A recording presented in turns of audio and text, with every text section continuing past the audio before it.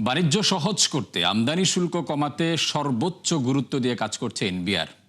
Customs দিবসের অনুষ্ঠানে কথা বলেন সংস্থার চেয়ারম্যান আব্দুর রহমান খান। তিনি বলেন 2025 সালে অভিযান চালিয়ে 13,500 ভরি স্বর্ণসহ নানা অবৈধ পণ্য আটক করেছে কাস্টমস। মইনুল হাসানের রিপোর্টে বিস্তারিত। বিশ্ব রাজস্ব ব্যবস্থায় আয়কর থেকে সিংহভাগ আয় হলেও বিপরীত চিত্র বাংলাদেশে। এখনও বড় নির্ভরতা রয়ে গেছে আমদানি রপ্তানি বাণিজ্য বা কাস্টমসের উপর, যেখানে সবশেষ অর্থ বছরে এসেছে 27%, যদিও স্বাধীনতার পরের বছরে যা ছিল 90%-এর মতো। আন্তর্জাতিক কাস্টমস দিবসের অনুষ্ঠানে এনবিআরের কর্মকর্তারা বলেন 25 বছরে রাজস্ব আদায় বেড়েছে 23 গুণ। এ সময় 2025 সালের চোরাচালান বিরোধী অভিযানের তথ্য তুলে ধরে বলা হয়, আটক করা হয়েছে প্রায় 13,500 ভরি স্বর্ণ, যার দাম 163 কোটি টাকা। এছাড়া 150 কোটি টাকা সমপরিমাণ বিদেশি মুদ্রা, 15,500 লিটার মদ ও প্রায় 3 লাখ কার্টন বিদেশি সিগারেট আটক করে কাস্টমস। আমরা সফটওয়্যার ডেভেলপ করছি, এই সফটওয়্যারটা যখন অপারেশনাল হবে আমরা তখন রিস্ক ম্যানেজমেন্ট কমিশনারকে ফুলি অপারেশনাল করবো এবং এই রিস্ক ম্যানেজমেন্ট কমিশনার ডিসাইড করবে বাংলাদেশে কোন জায়গায় কোন কনসাইনমেন্ট এক্সামিনেশনে যাবে।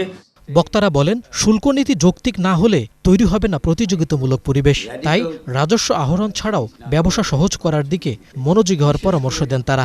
ট্যারিফ রেশনালাইজেশন, ট্যারিফ মডার্নাইজেশন এবং ট্যারিফ ট্রেড ফ্যাসিলিটেশন, এই কয়েকটা বিষয় যদি খুব বেশি জোরে পদক্ষেপ না নেওয়া হয় আগামী 3 থেকে 5 বছরে, Bangladesh economy will fall behind many other competitive economies. Non-tariff barrier is not legal barriers. Technical barriers to trade, এটাকে সবাই মেনে নেয়। Non-tariff issues-কে কেউ মানতে চায় না। আমি যদি ট্যারিফ পলিসিকে রেশনালাইজ না করি, আমার ট্রেডের কম্পিটিটিভনেস আমরা হারিয়ে ফেলবো। অনুষ্ঠানে কাস্টমস জটিলতার কারণ হিসেবে অবৈধ ঘোষণা দিয়ে পণ্য আনাকে দায়ী করেন এনবিআর চেয়ারম্যান। বলেন স্বচ্ছতা বাড়াতে শতভাগ অটোমেশনে জোর দেওয়া হচ্ছে। একটাই হবে আমার ডিসিশন মেকিং এর মূল ট্রিক্স, যে এটা আমার দেশের জন্য ব্রডলি ভালো কিনা।